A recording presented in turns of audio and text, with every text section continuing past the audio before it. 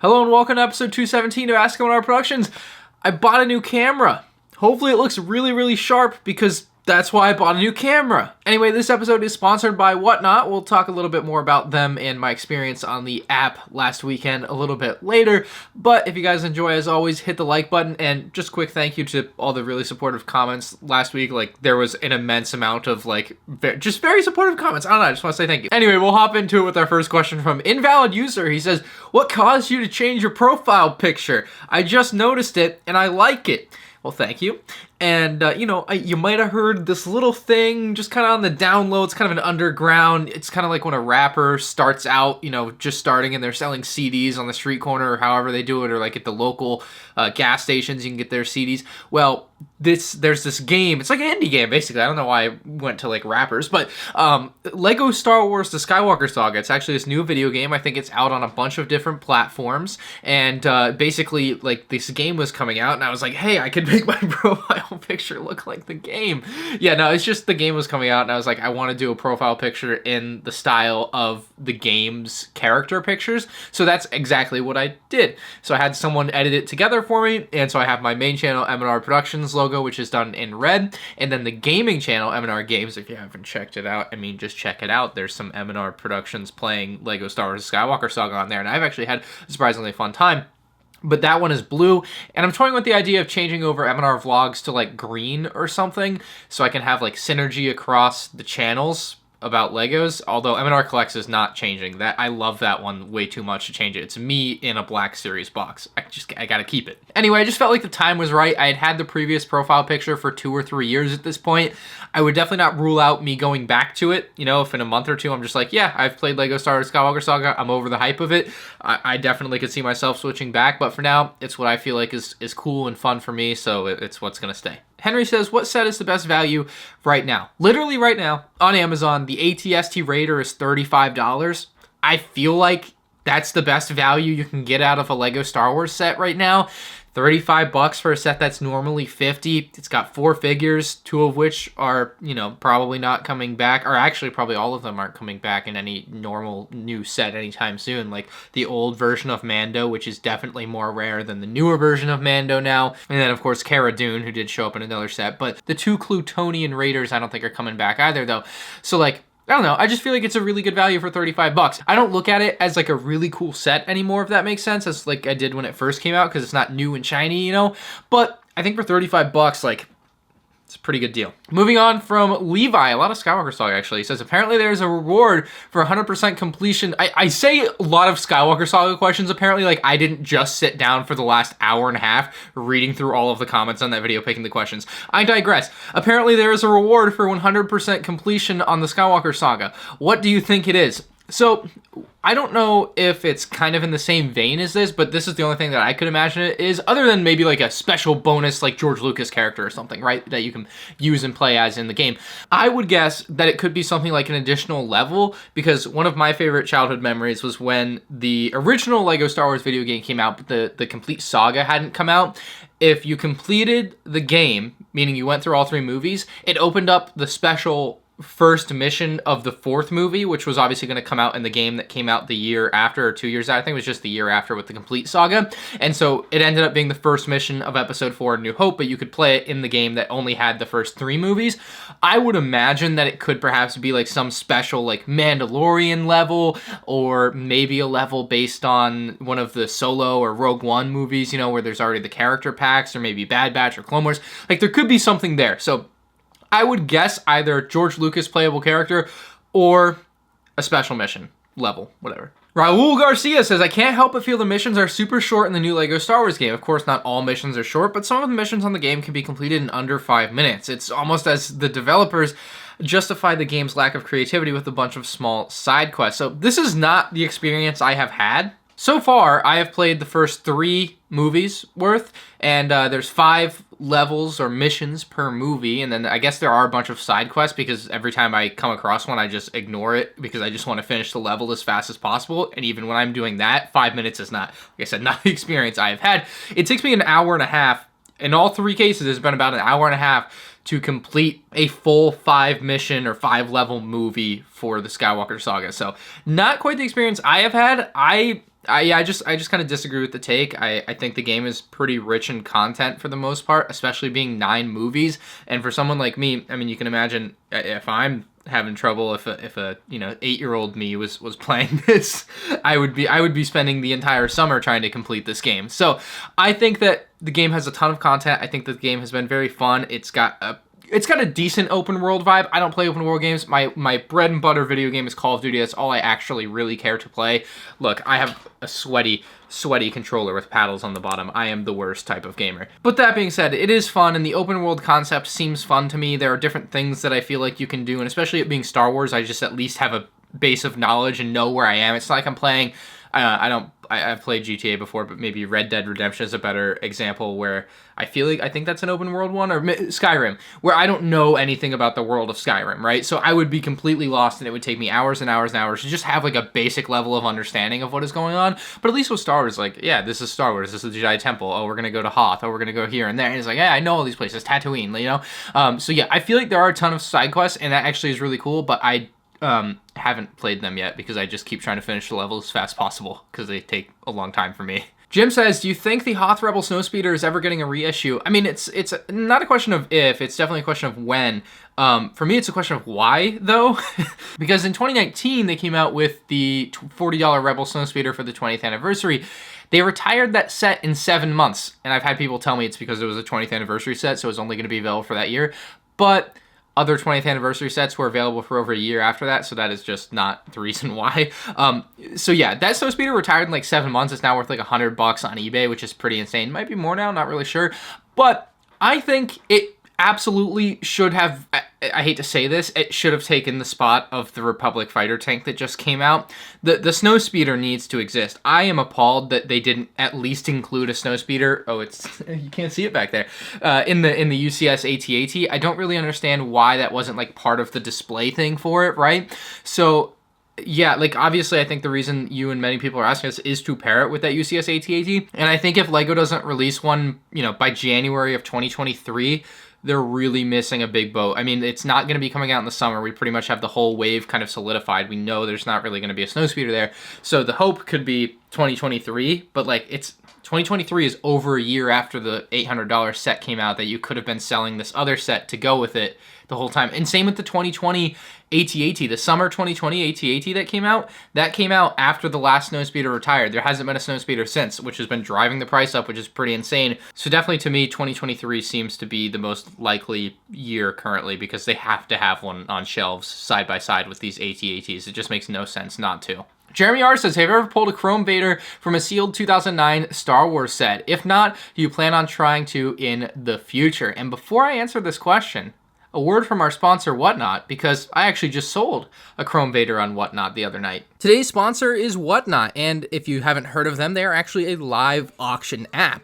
Just last weekend, I actually hosted my very first live auction on Whatnot, and I sold about 50 different items, and it was an absolute blast. I had 300 or 400 people in the chat, and we were having a great time, and during that time, I gave away 5 signed 501st Battle Packs, and thanks to Whatnot, I'll be doing it again this weekend, Saturday at 6 p.m. I'll be live on Whatnot, selling some LEGO, but also giving away 5 more completely free 501st Battle Packs. All you have to do is sign up with the link in the description below, and you'll get $10 off your first purchase. But also, if you go on there and follow me, and you attend my live stream Saturday at 6 p.m., you can win a free 501st Battle Pack. It's a pretty good time. Now, while most of you would obviously be very interested in the LEGO side of it, so you can buy and sell LEGO on there now, you can also buy and sell things like Funko Pops, sports cards, Pokemon cards. There's a lot more to it than just LEGO, but obviously I'm just on it for the LEGO. So make sure you check them out with the link in the description below and put that free $10 to use, whether it be on my LEGO live stream this Saturday at 6 p.m. or on another LEGO person that's live streaming and selling stuff on their stream as well. So back to Jeremy's question, have I ever pulled a Chrome Vader from a sealed set?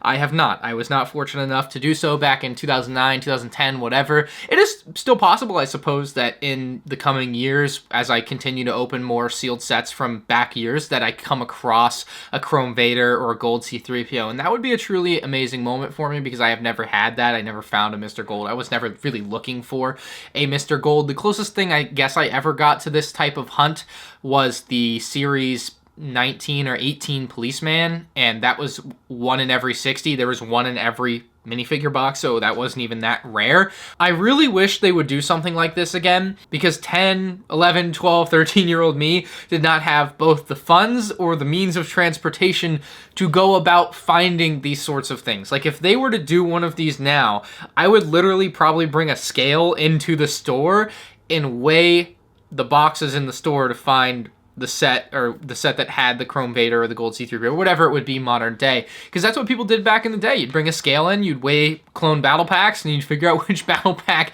weighed more, and then you have a Chrome Vader. It's pretty cool. So yeah, I really envy the people that were able to do that back in the day, but I didn't have the ability to do so, and I would really like to be able to do that. But yeah, I don't think I'll ever experience the feeling of opening a box like that and finding something cool like that. But if I did, it'd be cool, just unlikely. Walski has a weird one here, and I don't know how the comments are gonna vibe with this guy, but he says, thoughts on using gloves to build Lego sets. Sick and tired of fingerprints getting on sets in hotter times of the year, and wearing some latex gloves seems like a simple solution. It seems like a bit overkill, but it's a pain looking at a finished set with fingerprints all over it. Now, I get where you're coming from with the fingerprints thing. I think you might be underestimating how easy it would be to build with gloves on. I don't know. I think you should try it. This sounds like a wonderful solution to a problem that you clearly have, and if it solves your problem, it is no skin off anyone's back that you are building Lego sets with gloves on. I just don't know how easy it's going to be with like the tactile grip of your fingers holding on to pieces, and especially for the smaller ones when you might not have the best grip with the gloves on and it'll just slip right out of your hand. Like,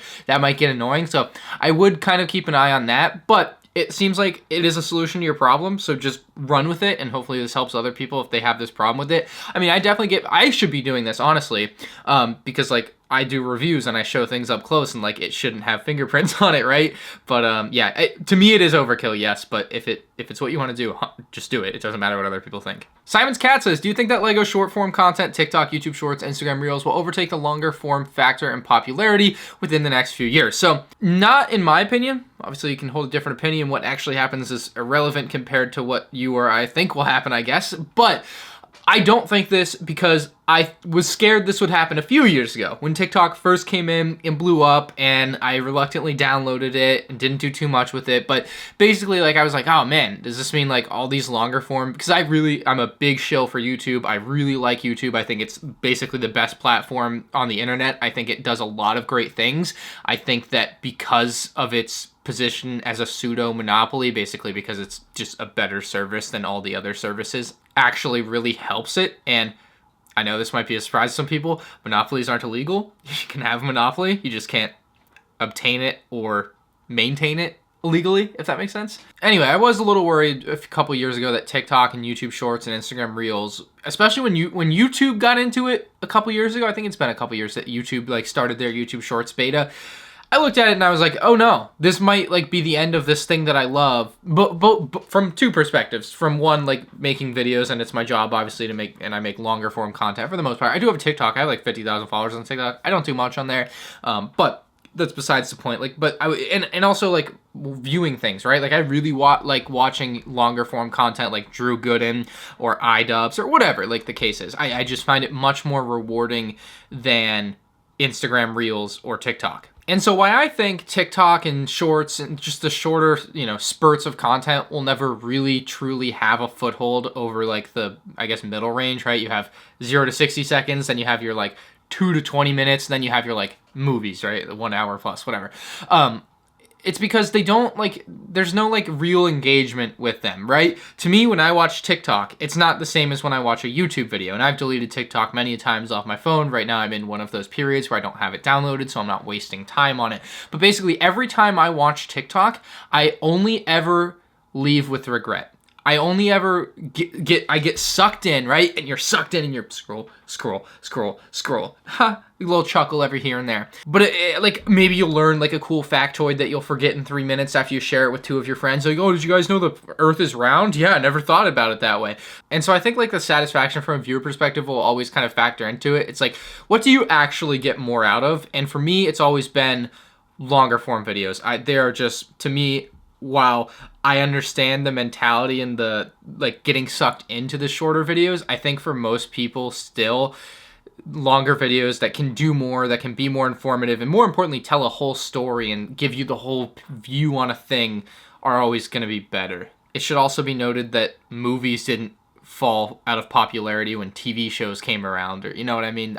If that's the way it went. But either way, like, they coexist clearly. And YouTube Shorts and TikTok and YouTube proper will continue to coexist. But I don't think one's going to take over the other necessarily. Will says, when meeting new people, how do you feel sharing your Lego obsession, and what are some common reactions you receive? Also, have you ever brought a romantic interest in your room? How'd that go? If not, how would you expect it to? Well, as someone who has, you know, dozens of romantic interests on a monthly basis, I mean, it's pretty much down to a science for me. You kind of keep the blindfold on, you keep the lights turned out, and you don't let people see what's going on around them. I have some big curtains that I actually roll in, some fake walls that I'll bring in. It actually just kind of covers up most of the stuff. And then I just kind of hang drapes down from over there to cover everything. So basically that's how that's covered. On a more realistic note, when I actually tell people, or like people more so like if my parents' friends come to the house or something and they're like learning about what I do for the first time, it is never not a reaction, or maybe I should word it in a more clear way.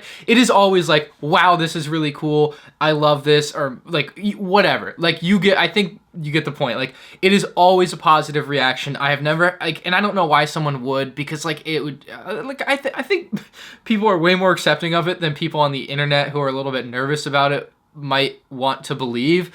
But like, it is a genuinely cool thing. Like, both YouTube, obviously, but like Lego. Like, I have always loved Lego, and I've always thought it's a genuinely cool thing. And I've always vouched for it, like, through my teen years with my, you know, high school friends and everything. It's like, oh, it is a cool thing. And like, now they're doing like the sets for adults, right? And so that's all kind of vindicated.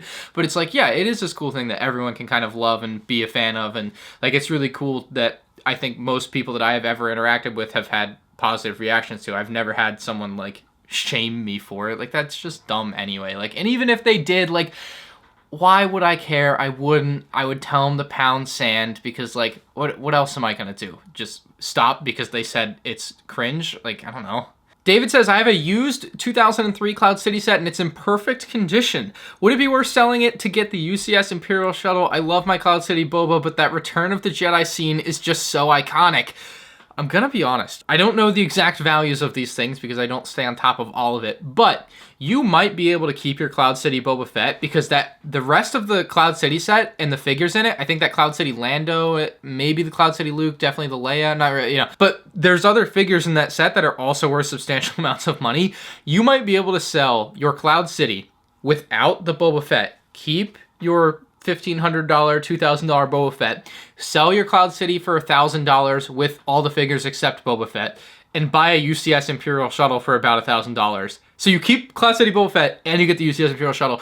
That is what I recommend you try to do. I hope I see another comment from you if that's something that is feasible for you to try and attempt, or something you want. Maybe you just want to have the extra money from selling the Cloud City Boba Fett, I don't know. But it seems like you do want to keep it, and I think you can keep it, because I think the rest of the set is valuable enough on its own. So that's my advice for you, and I wish you luck, because that's how I would do it if I was going to get rid of Cloud City. I would try to keep that figure. Paul Hawkins says, this feels like it's tempting fate, and it probably is going to be revealed in the next few days now, but when do you think or expect we'll get genuine leaks of the May 4th promo? Feels like we would usually have seen something by now in previous years. And I agree with that. Usually it does leak by now, but things can change year over year. You never know. Different years, different things happen. And so this year it just hasn't leaked yet, and you know, the current word on the street is that there's 2 May 4th promos. So they have finally, let me get my shirt actually. So let me explain this. I heard for a long time there would be a minifig for May the 4th, right? And I've been talking about it, you know, make May 4th great again, the great rallying cry. I love this shirt, it's so funny.